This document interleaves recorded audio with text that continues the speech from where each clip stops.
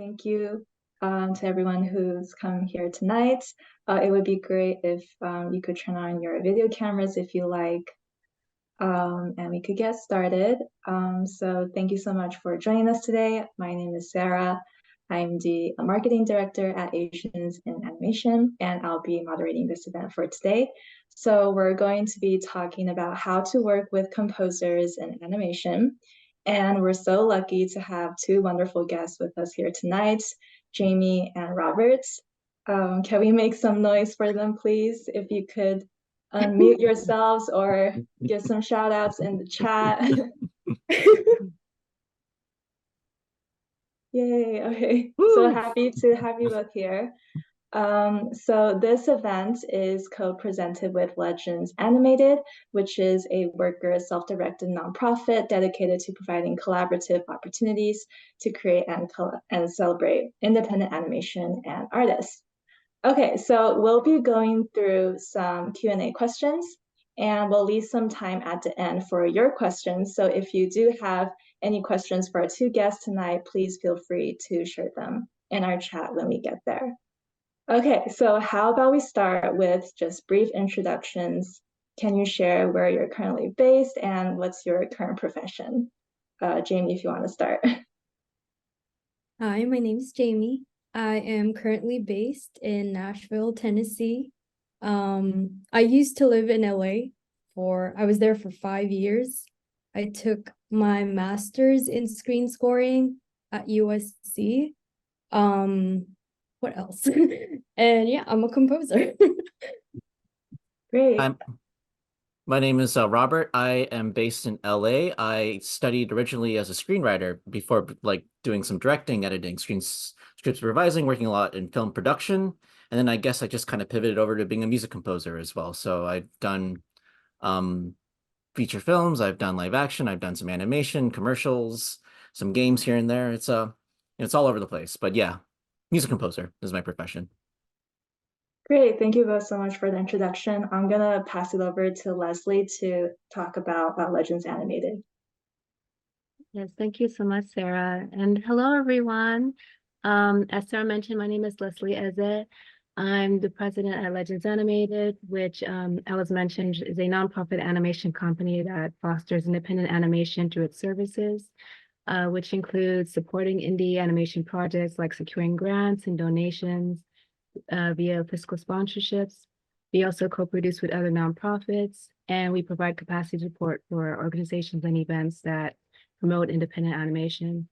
So I'll go ahead and put in the chat our link tree so you can just get more details. I want to make sure I pass this on quickly to our lovely panelists.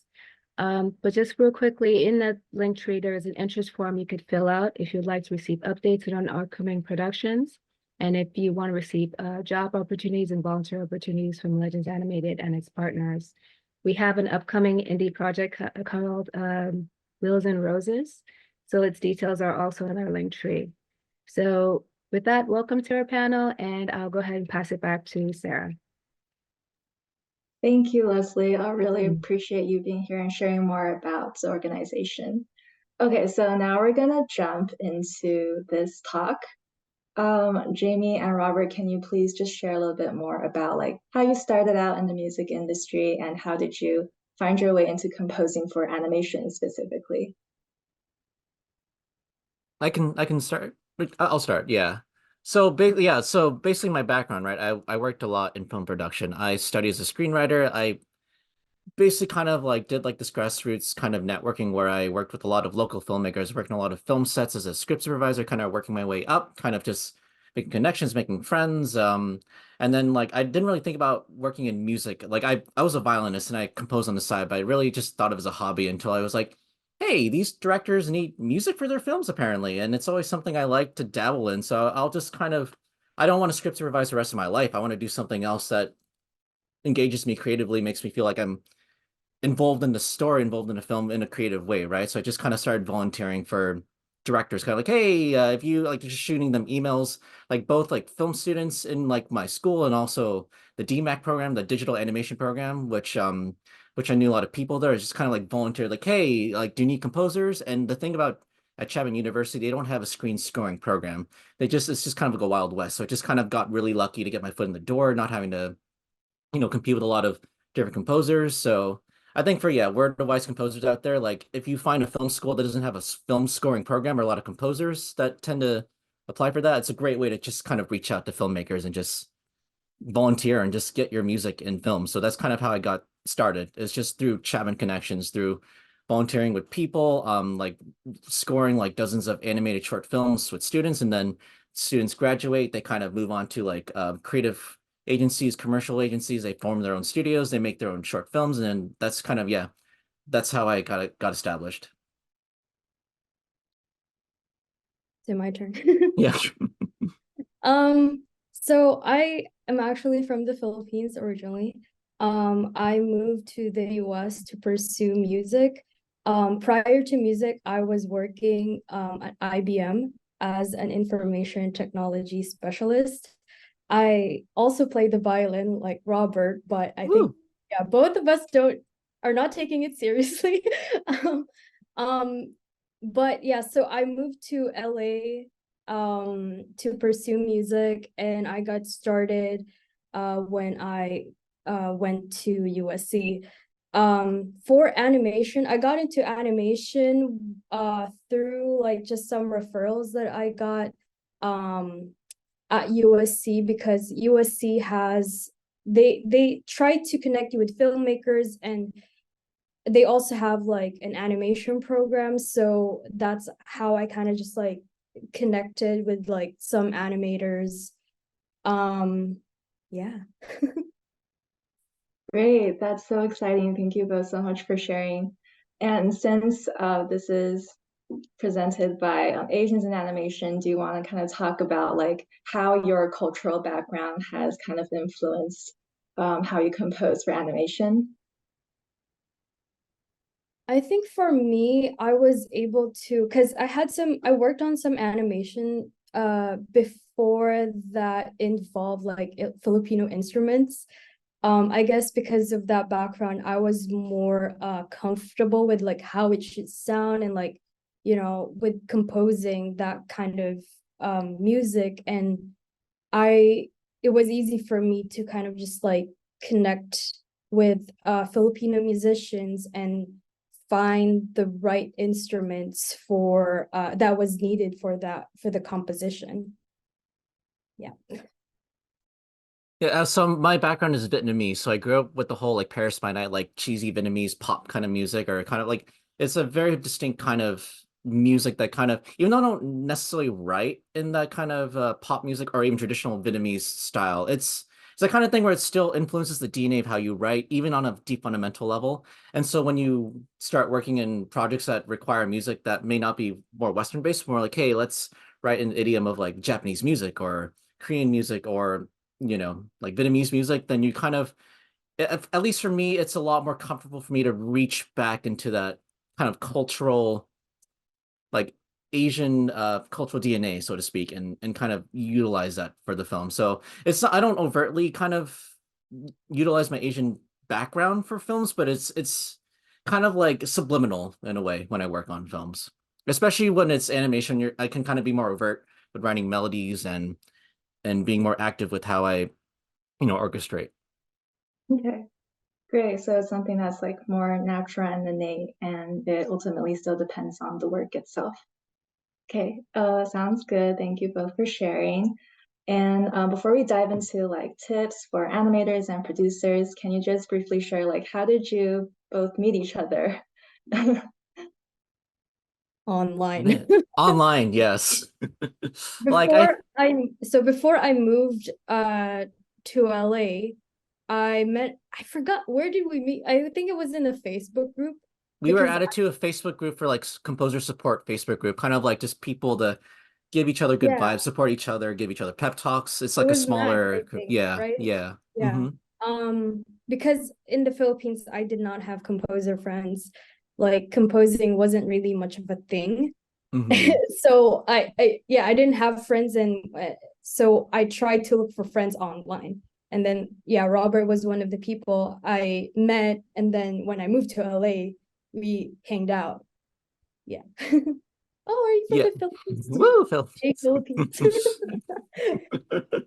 Yeah, because like I started out more in like film production, and I kind of that kind of imposter syndrome where I'm like, when am I a composer? Like, when do I get involved in the composer community? It's that kind of thing where it's like I'm not sure. Like I never really found like opportunities to do it. And I think Jaimie actually kind of encouraged me to do it a lot more and be more engaged with the composer community. So yeah, I have her to thank for kind of really getting more in that world and just realizing like, composers are just normal people too. Like they're just, everyone's just music nerds. They love geeking out about animation, Thinking film, and all about, that. yeah, Yeah. music Hmm. stuff. Yeah. And they love, and like even if you They're don't a burden necessarily, too. yeah, even if you don't like, even if you're just starting out as a composer and you don't know what you're doing, you're just self-teaching. Like there's a lot of wonderful people in the community that will show you the ropes. Will kind of like, they'll always be available for coffee, for a quick Zoom chat or whatever, emails, whatever. They love answering questions, at least the people I know. Like they're very generous and giving. So like, yeah, anyone here that wants to be composers, like engage with the community, like everyone's willing to teach and like kind of help you out. Yeah. That's very wholesome. So have you two ever worked on any projects together yet, or anything in the works?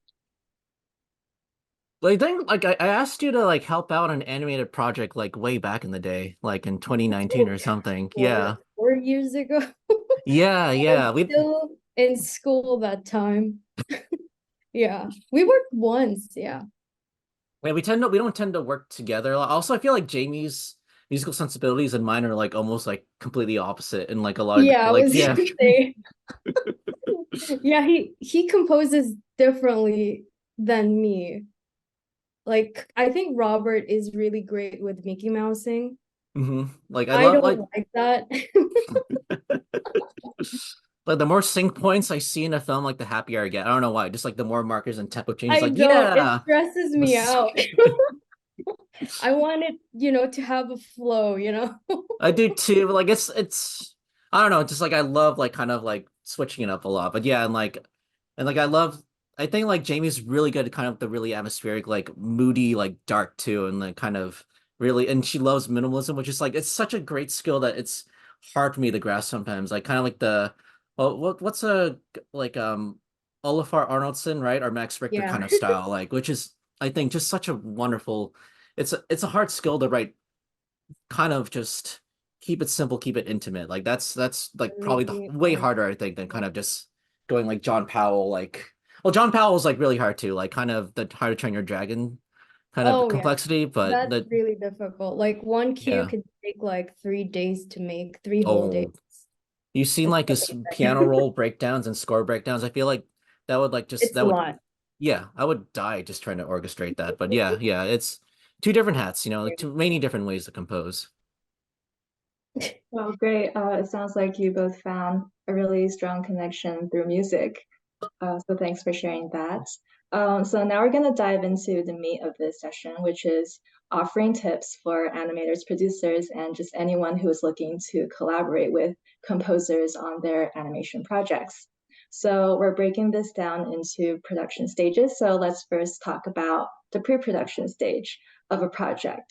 So like how early in the production process would you say would be good to secure and reach out to composers? The earlier, the Yeah. better. Yes, the earlier the better. Yeah. If I mean, like I know you have specific films that you did, Jaimie, where like they have to specifically animate to your music, right? Or like I remember you did like a Filipino like dance style film Oh where yeah. like there, right? I forget the name of it, but like you have to Those write ones music. are, yeah, those are, required. Like if it's a song or it requires some kind of like syncing, then you definitely need like the composer to be in the part of the pre-production. If it's just a score, it can still be early just so they can have like some time to just like brainstorm with you and stuff. Like obviously musicals too. Like if you're recording songs ahead of Oh time yeah. and you're lip singing, like you want Yeah. to bring them in like at the very beginning, or like it's almost like the music makes the story, and you want to make sure that they're involved with that. But yeah, yeah. Otherwise, like I have been involved in like different stages. Like involved like really late or kind of earlier. But it's so like the earlier the better. Like it just the composer has time to really get to know your film, know the art style you're doing, kind of if And they have to do have them research. enough, yeah, give them enough time to also compose. That's true. Yeah, the more time, the better to compose. Yeah. I've done stuff right that compose in like a day or like less. Oh Sometimes I'm my like, gosh.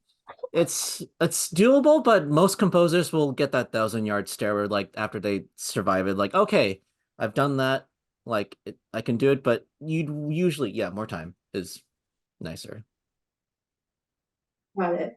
And can you explain like what is the difference between a song and a score for people who might not know that? And does it differ like how much longer it takes for these kinds of projects to be completed?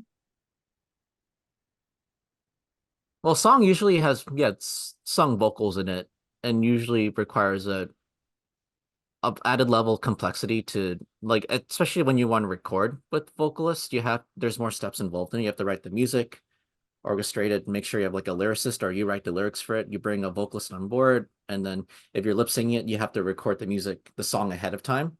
So there's like, I think, more steps in the production process to kind of keep in mind of for like songs, and then for score, right, usually there's no sung lyrics, or maybe like you get a vocalist to sing like wordless vocals, but usually there's no sung lyrics, and it's more flexible and where you need to place the music and how you can kind of like change the length if you have to or make adjustments to it. Like for songs, it's harder to adjust it like timing wise. Like you basically when you record like ahead of time, you have like a baked in track and you can't really change that around as much usually. So Yeah, score is the one that you sync to the picture.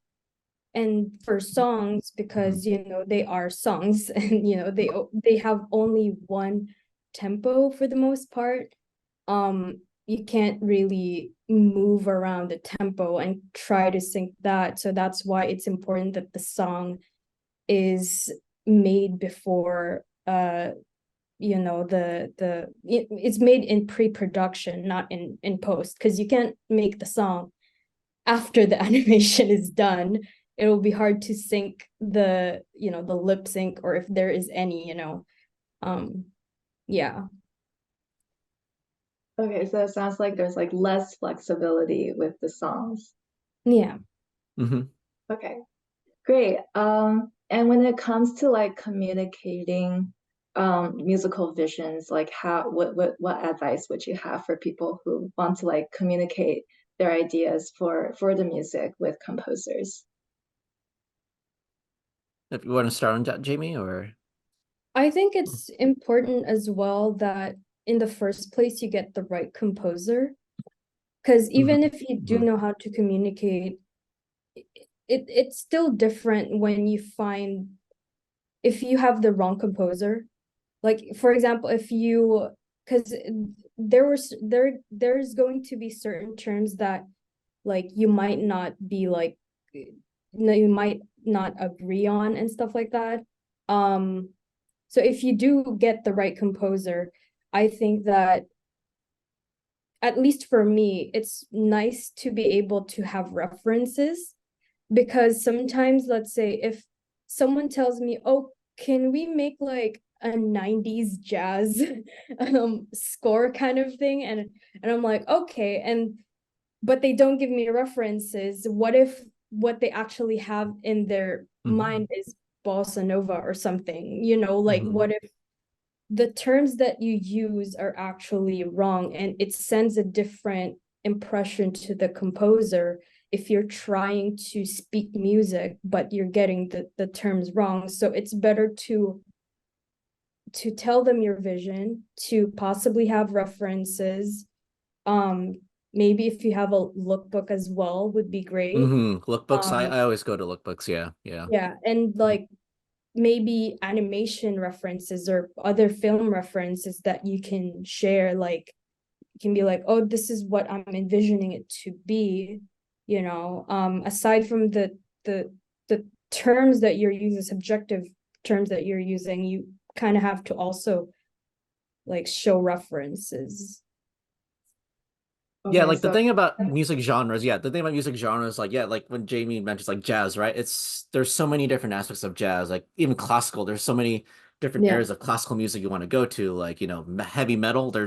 There's so many different heavy metal genres. Like, there's like, I think, yeah, the more specific, you don't have to know music terms. You don't need to be like a genius in like music, like music theory. Like that's not as helpful as like kind of being able to like say like how do you want the music to make you feel. Like I always gravitate towards like emotion and kind of like, I guess, creative instruments you want to use. Like how do you want to tell the world of your story? Is it historical fiction? Is it like fantasy? Is it like a intimate drama? Is it, which country is it taking place of? Like just like talk about the story, right? Like I always gravitate towards story, towards emotion, towards like kind of, yeah, and how music wants to feel into that. But like don't think you have to be, you need to know the circle of the fifths, and you need to know every chord progression and describe that to the composer. Like the more specific you are about that, actually the harder it is to be The communicative more to the director. confusing it is. Yeah, yeah. Like always kind of like almost like you're directing. I would say like to directors, like direct me like you would an actor, and kind of like how do you want me to make it feel? And then I'll use my tools and my tool set to get to that point. Like the more specific you are, like the harder, like we may go astray, the more specific you are technically. But like yeah, like Jaimie says, references are great. So yeah, getting to the point, kind of simplifying the language of how you're communicating your vision, and also just conveying like the emotions that you want through the music. Mm-hmm. Okay, great. And for like people who may be struggling to kind of communicate this, is there anything like any other advice or strategies you would offer? Or do you think you've already shared a lot about it already? I think it would be the same. Um, yeah, I Yeah. think, Oh yeah. Sorry. Go ahead, Jaimie. yeah, no. It's just, I'm just like, yeah, I think that's it.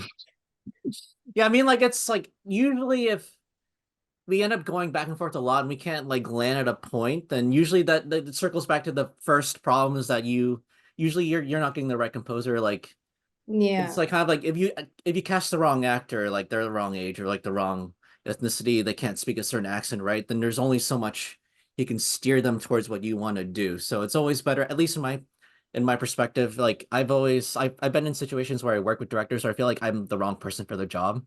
And I'm like I wish like, and I would rather they like take the time to find someone. Like it's just better for everyone to find like the composer with the right sound, I think. And I think like that's like the heart of it, I think. And like later on, if you have like usually like you won't have a lot of trouble with communicating, or at least you'll find a way if you talk with each other a lot, you'll land at a spot. But like the initial point is you have to find the person that speaks to you. Like if their music speaks to you, then that's kind of like 90% of the work, I think, in communicating. Yeah, I think it's an intuition thing, kind of just like knowing who the right composer is. Mm-hmm. There's no one way to know who the actual, the right person is, but I guess what Robert said was it's part of it, but yeah, I think at least for me, I would know maybe if it's the right person to work with if we have like the same tastes or something. Mm-hmm. And if their animation or film resonates, like as Robert said, yeah, to me. There has to be Yeah. enthusiasm on the composer's side. They have to Yeah, like understand. It's not you have just to really understand the story. mm-hmm. Yeah. So it seems like it takes quite some time to kind of find someone that clicks.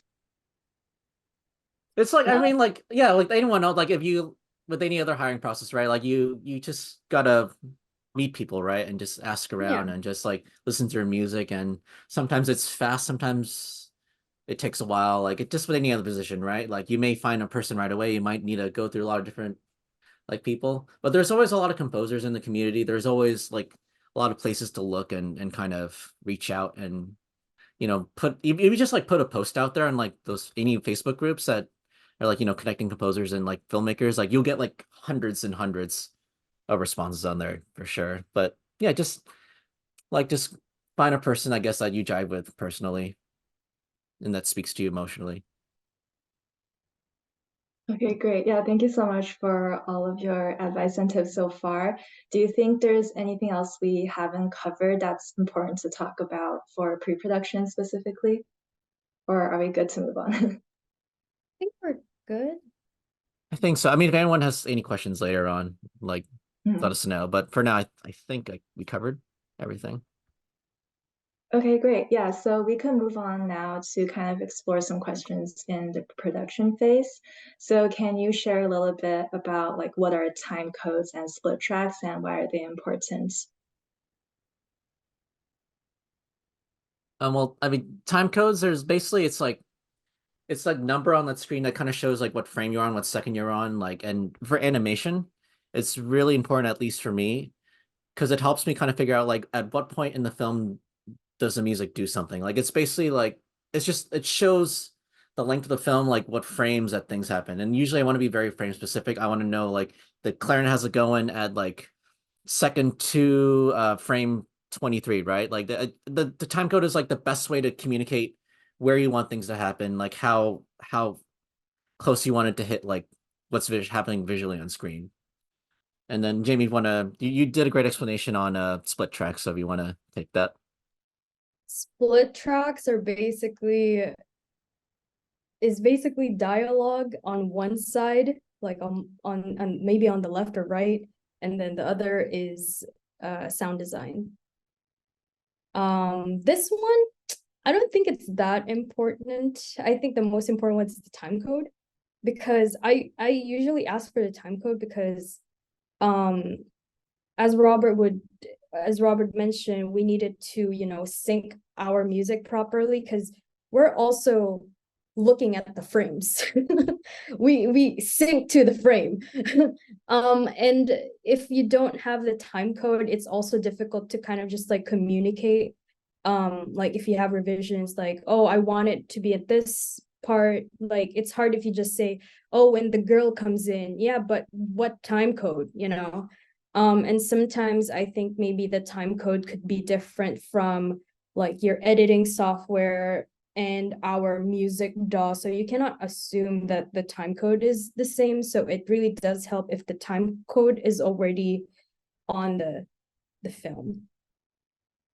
It's also, yeah, also to add to that, like if you have a sound designer on board too, it's basically the time code is like the end, like it's the guideline for everyone on your post team. Like everyone needs that time code to be able to sync everything properly. Like but especially when you get to like longer form projects with more complexity, you absolutely need like that time code to kind of make sure everyone knows where things are, because then otherwise it gets extremely confusing without it. Yep.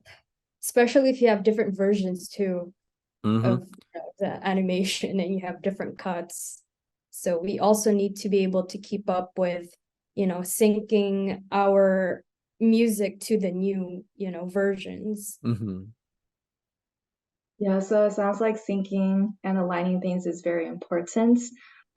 Which brings me to a question by Liao from the chat. Like, but what if we're like adapting a song that is already finished, like production, and we want to integrate that into a short film? Like, any tips for pieces that are already composed and finished? Well, it's the animation. If the animation's not done yet, then you're essentially like what you're doing. It's almost like you're doing a music video. Yeah. Yeah, you're the one, adapting to the song. You're adjusting to the song, so you're syncing your animation to the song. I'm assuming that animation's not yet done. Yeah, yeah. Like Okay, it's great. like yeah. Okay, sounds good. So moving on Did to I my answer the next. question? It did. Yeah, Leah, let us know if not. Animation is not done. Okay, Yeah, yeah. yeah. You're the one adjusting to the song. You can't have the song. You can't have the song be edited unless it's like, oh, you just want the bridge and the chorus to be removed, and that's probably fine. But yeah, otherwise you're essentially, yeah, like it's like, yeah, it's a music video. Yeah, I assume you want to kind of break down what the lyrics, if the song has lyrics, like break down what the lyrics are doing, and then whatever animation story you want to tell through that song, like just, I guess, do like a rough breakdown, or like, animatic reel, kind of just make sure you're serving the beats of that song. Make sure like however like goes up or down, however it's like swelling, or kind of like if it's a small part of the song, if it's orchestra, if it's like orchestral big sound to it, then kind of make sure like the animation kind of just matches that. But in a way, yeah, you're serving the song in a way. You're making sure that the song reaches its full potential through animation. Okay, I'm going to get to Riri's question in a later section, so I'll continue for the production stage. Can you talk a little bit about like what is the role of temp tracks in musical production and if that's important when it comes to collaborating with composers?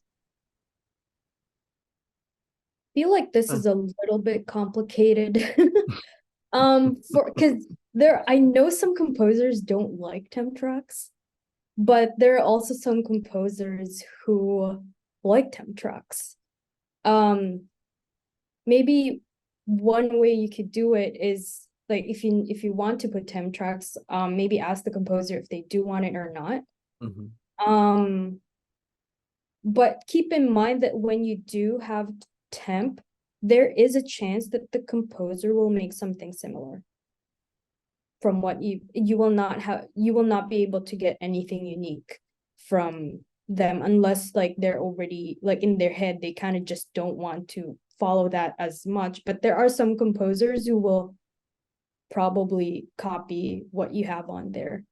And like usually like the trap with like temp tracks is like if you make the composer copy it too much and you want them to like capture that, like it's always like kind of like the copy is never quite as good as the real thing, or like you always like you're not going to quite get that impact. It's going to be almost there, but you never quite get there. So it's always like I usually view temp tracks as like a great way to as a great jumping point, like kind of see where the director's coming from with the sound they want, with how it's interacting with the animation, and kind of like find a way to either build upon it or like deviate it from it, or kind of like almost do a 180 from it, or just like see like test out other directions or try to experiment around with that sound.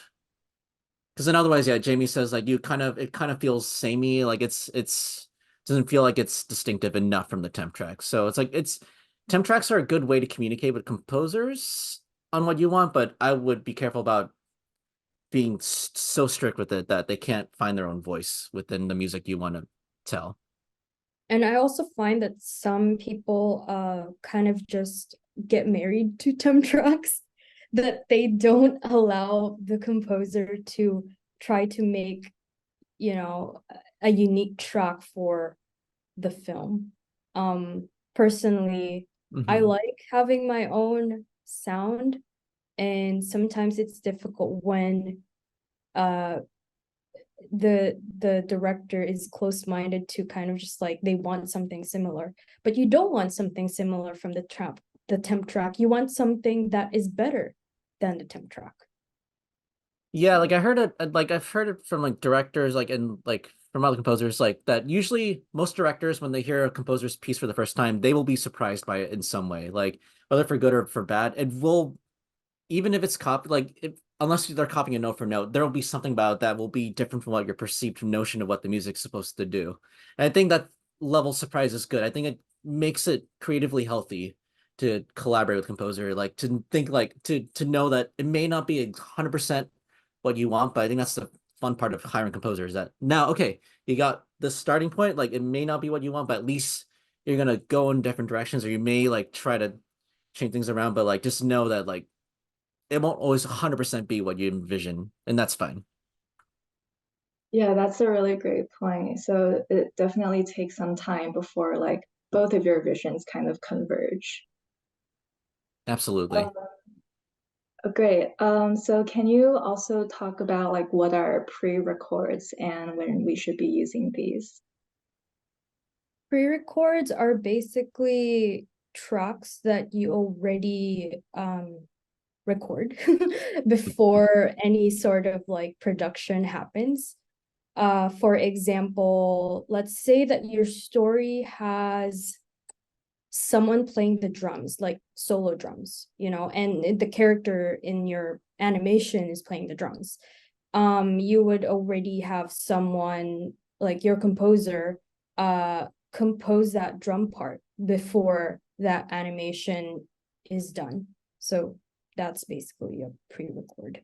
Yeah, I'm curious how many like animators here have trouble like animating, like accurately animating playing right on like the violins or like pianos or stuff. Like I feel like that kind of stuff is tricky like to get it accurate. But like, yeah, that's what pre-records would be like. Dude, like if and you need to hear the music, you need to maybe like having like videos too, like if the composer's recording with like live instruments, have them record it so like they have reference for you to animate to as well. Like if it's piano, like trombones, like usually a lot of composers like when they see animated like playing on screen, they're always kind of like bracing themselves like, oh, is it going to be accurate to what's the music's playing? Like, will the trombone do the weird thing? Will the piano not even match what's on the screen?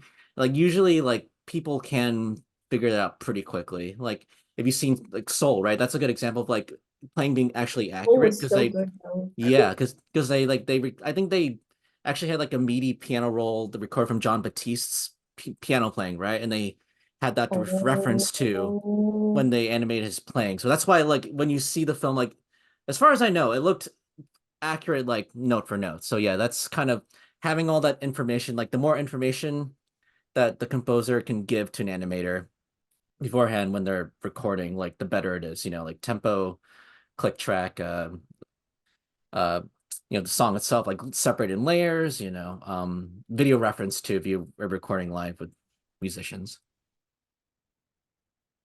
Okay, great. We kind of touched on this when we talked about temp tracks. Can you share like how can filmmakers strike that balance between communicating what they want for the music and giving composers like their creative freedom to kind of um, have their own personality in the work as well? uh Jaimie, if you want to start with that, mm. that's a very that there's a lot of complicated answers to that too, for sure. So I'm trying to think like how to best sum it out, like, but yeah, Jaimie, if you have anything. I guess we kind of touched on this earlier. It's very important that you direct in such a way that they also are able to tell the story through music properly, and yet you have to it's tough.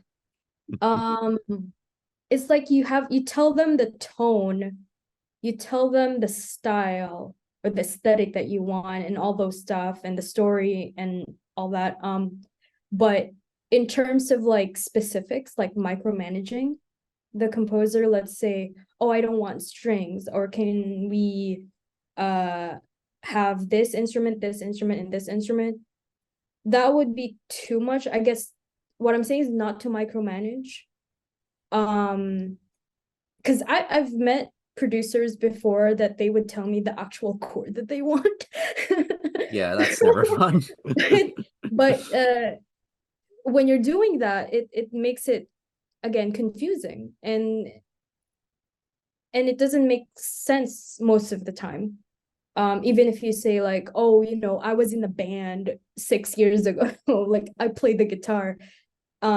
Yes, the guitar, but with composing, we also have to know other things like for the strings and for, because I've had people tell me as well, like, oh, can we make the strings higher? But physically it is impossible for like the strings to go any higher. So it's like, I guess you can be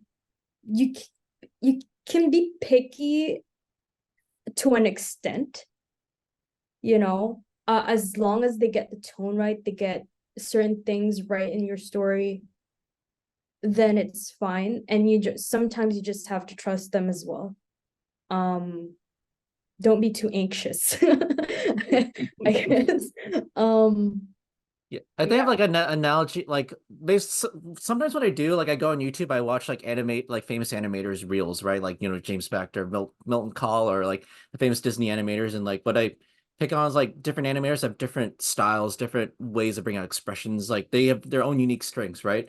And usually, like when you're hiring animators, you want to hire them for like, oh, they can do this really well, they can do that really well. Like they have like a certain like skill, like that they've developed, and they're unique. And like I mean, you can correct me if I'm wrong, but usually like you'd want the animators to kind of just leave them to really explore that character, right? To explore like whatever they want to animate, and like let them be spontaneous about it, right? You want to capture that spontaneity and creativity.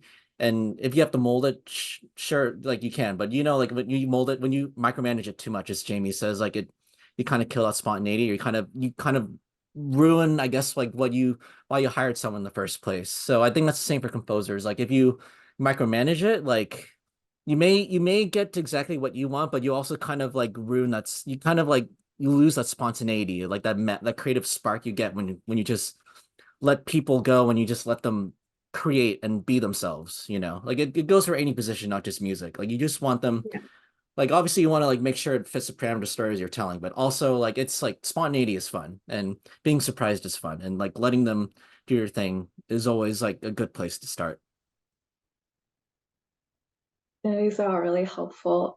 Did you have any like past experiences where you didn't really have a really good collab and there were a lot of conflicts? Like how did you build chemistry or build that connection with your collaborators? Um, there was a time that I was working with this animator, and she was nice, but I can sense that she's like confused because she would take in her friends' feedback, the teacher's feedback, her mentor's feedback, and my thoughts as well.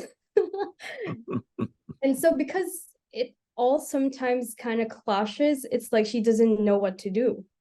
And so I try to encourage her. um I think we should really do this. And sometimes, I guess, I don't know, it's because that she's not meant to be a director, but if you want to be a director for an animator, you have to know where to go, because you're directing everyone, basically. So at least in that sense, not everyone's gonna be a director, but because I sense that, I just like gave her my strong opinions. And I was like, let's just do this. And then I also talked with her producer, because her producer is also my friend. And I was just like, hey, we're doing this, just really pushing through with what we think would be right, even if there's so much feedback that she was getting. And yeah, it ended well. The film was a success. I think the worst experience I ever had was, I think I got in touch with this director for her short film. I don't think that this was live action. Like most of my animation experiences have been pretty good, like and to great. I can't imagine like any really bad experiences there, but like for like a live action film, like I remember just writing the entire score to this short film, just like complete the end, like the zombie short film, right? And I got it done. Like it was like 10 to 15 minutes of music. Like it was a lot of work. Like I barely heard from the director at all. The whole thing. I heard like just no emails, no notes, nothing. It was like just radio sounds. I was like, I got to get this done and out the door. And then I think at the end of it, I think she completely ghosted me, right? And she hired someone else at the end of it. And I talked to Jaimie about this actually. I talked to Jaimie. I was like, "Oh my God, this director ghosted me. Like I can't believe it." And then I told Jaimie the name of the director. And apparently the director hired Jaimie beforehand and then ghosted Jaimie. And then when she worked with me and then ghosted me to work with someone else. So Wait, what I year was think it? I forgot. it was like 2019 or 2020. I think it was a few years ago, but it was like that kind of originally I didn't know she was working with Jaimie beforehand, and I wouldn't have taken it if I knew that she goes to Jaimie. But basically, I think that the takeaway of that is like composers would rather be fired up front. It's like they would Yeah, rather like be told bad news up front than kind of just be given radio silence and just not I think be anyone told things. Yeah. I think anyone would. It's better that you're like Yeah. just straightforward and just, Yeah. do it nicely, Absolutely. rather than And not. even oh yeah, yeah, and like even if like if you're it's not firing, but if you don't like a piece of music or it doesn't work for you, then like I'd rather be told that upfront. I'd rather be like, okay, this doesn't work. Then that's great. Then we'll try something else. Like I'd rather know than kind of like find out at the end of it, or kind of like dance around the subject. Like I value creative honesty. I value like knowing if something doesn't work. Then at least we get that out of the way and we'll go from there. Like it's Don't be you never afraid of hurting their feelings. it's a good composer will have a thick skin. They have dealt with criticism and like rejections over and over again, right? So they're used to revising and trying different things. So yeah, it's totally fine if you don't like something. you can tell us. I mean, I know Jaimie and I, like, at least we've been through the ringer on that, and like we're used to it. But yeah, honesty is good. Yeah, thanks so much for sharing these stories. They're very interesting. I guess following off of this, I could go into a question from the chat. This person is saying, like, what are some unrealistic expectations you already encountered? For example, the production team, they won't let you hire musicians to play the music, but when you create the music with digital orchestras, they say it doesn't sound like a real orchestra. So things like that.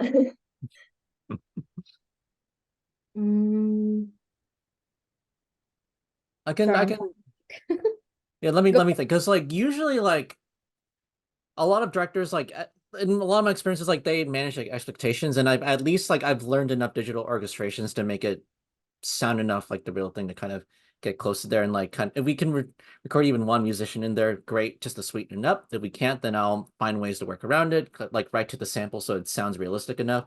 At least like if you want to like a John Williams-esque like Star Wars score with like the bassoons are going like that, and like the clarinets and like everything's going like this, that's going to be a lot harder to do. And like say like you want it more simplified, you want to kind of have less instruments, simpler melodies, kind of just like, yeah, temper your expectations to like what virtual music can do. But you can achieve a lot with lower budgets and virtual instruments. You just need to know, like, you're not going to get that 100% Hollywood sound, but you can find ways around it to serve your story. And sometimes you don't need that 110-piece orchestra to tell your story. Like, you don't need to spend that money to go there if you're not telling that kind of story, if you're not making that kind of film. Like, it's like, if you're trying to aim for that just to say you've done it, I think that's the wrong reason to do it. Like, there's so many different ways to make music and so many different ensemble combinations out there.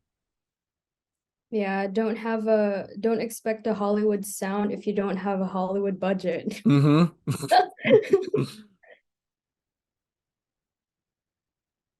Okay, great. Thanks for sharing that. We just have a few minutes left, so I'm going to jump into post-production questions. But if anyone has any questions for our panelists, please leave your comments in now.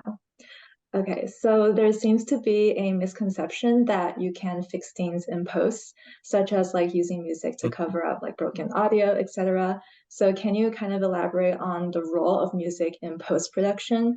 And is there any misunderstandings that filmmakers or animators have about like using music in this way? Just in general, you can't really fix it in post as a general rule. Music amplifies what is already there. You cannot have music fix, like, let's say, because before I've had projects where the director would be like, hey, so this actor, I didn't really like them, can you make the music cover the bad acting? You can't do that. No, that's not possible. Because yeah, music only just like kind of makes the project alive, what is already there. Now if the project is dead from the beginning, then yeah.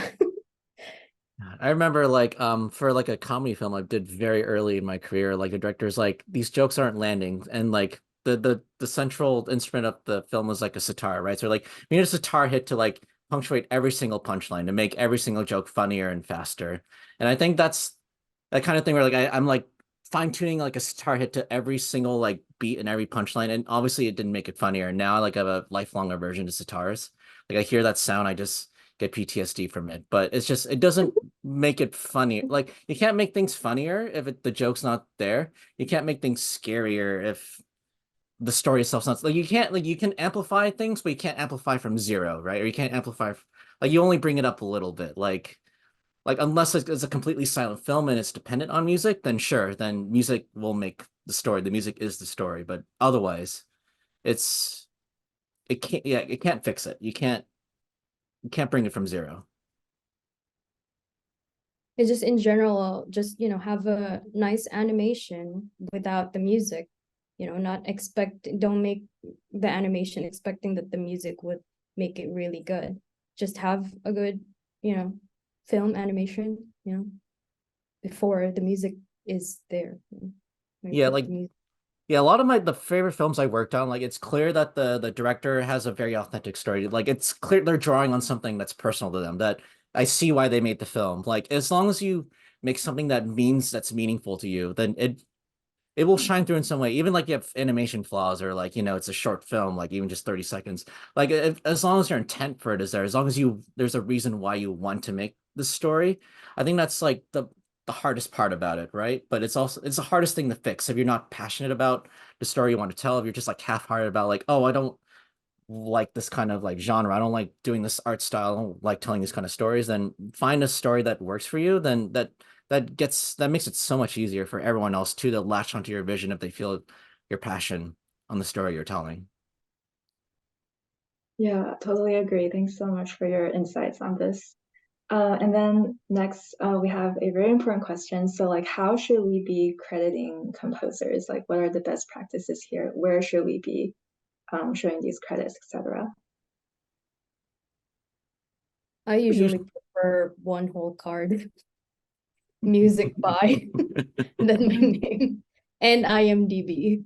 IMDb credit is Because a lot of nice. them forget IMDb. Even if it's a student film, you can still put it on IMDb. That's still, Yeah. credit. Especially when you're starting out and you're trying to get credits on your name, like IMDb really does help a lot, and just kind of like, hey, I've done stuff, here's my Because internet people will presence, like search you. People will Mhm. search you on IMDb. So Yeah, so like the more it can help with like their internet presence, the more you can kind of like put it out there. That's great. And yeah, music composed by, original score by is usually like the term for it. That's I haven't seen a lot of different ones, but yeah, that's usually what I see. Okay. And going off of this, we have a question from the chat. Like, what places can we go to find composers? What places would you suggest? Like Discord, Facebook? there's two here.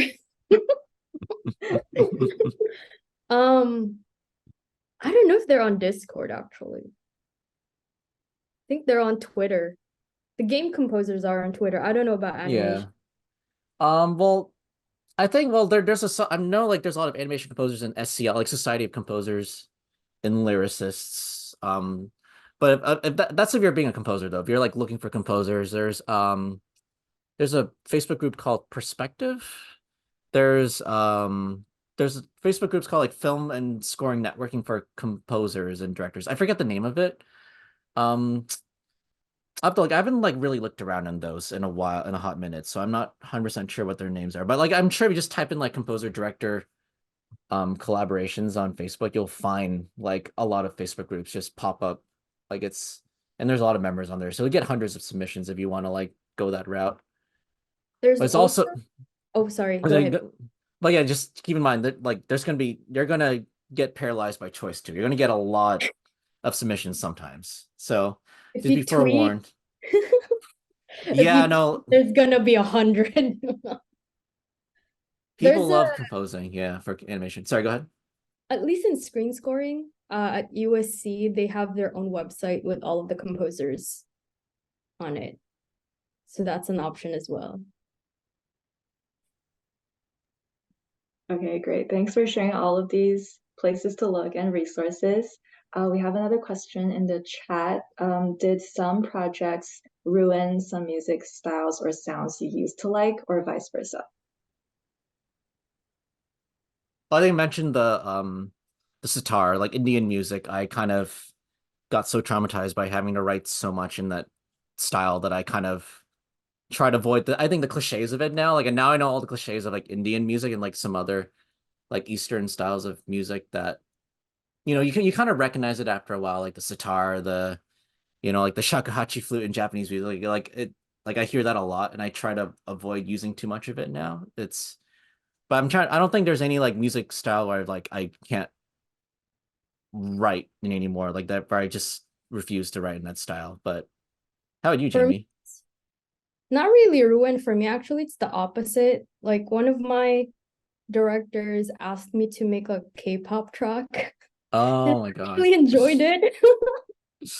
So it's not really ruining the music style for me, but I enjoyed it more.